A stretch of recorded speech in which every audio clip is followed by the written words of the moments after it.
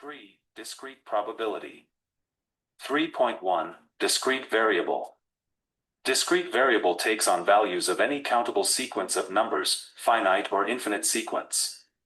Example of a finite sequence.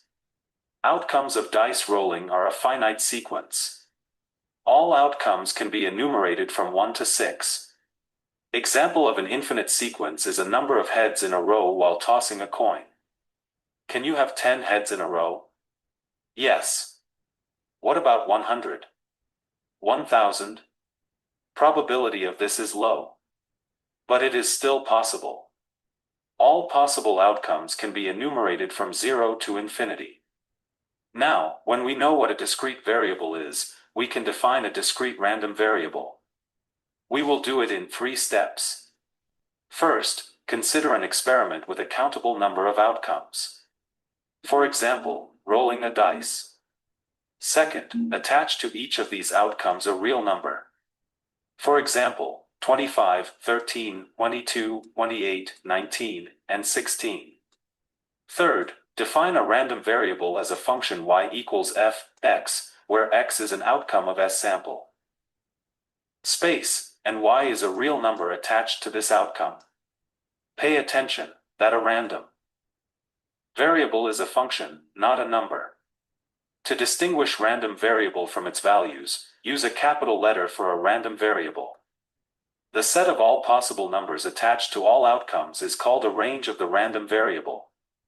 In our example, the range is 25, 13, 22, 28, 19, and 16. Random variable can have equal value for different outcomes, for example, 13 for the first and the second outcome of a dice rolling. It means that value of 13 has twice as big probability as value of 22 for this random variable. These are 2 different random variables. Now is a good time to define probability mass function. It is a probability attached to each value of a random variable.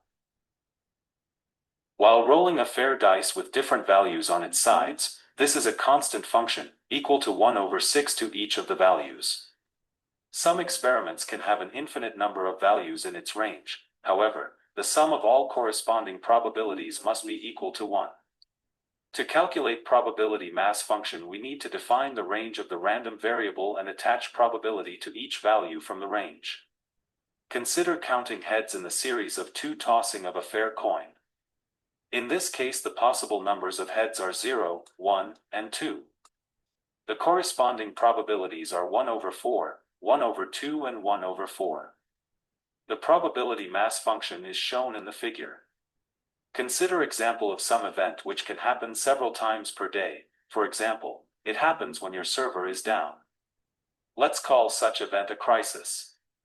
Based on historical data, we can calculate frequencies of 0, 1, 2, 3, and so of crisis events per day.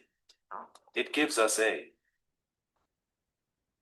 probability mass function, the probability that a random variable takes the value equal to x. An example of such function is shown in the table. Another function, cumulative probability function, is shown in the same table. It is the probability that a random variable takes the value equal or less than x.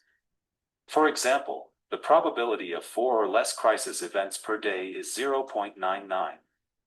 So, the probability of more than 4 crises events is 1 minus 0.99 or 0.01.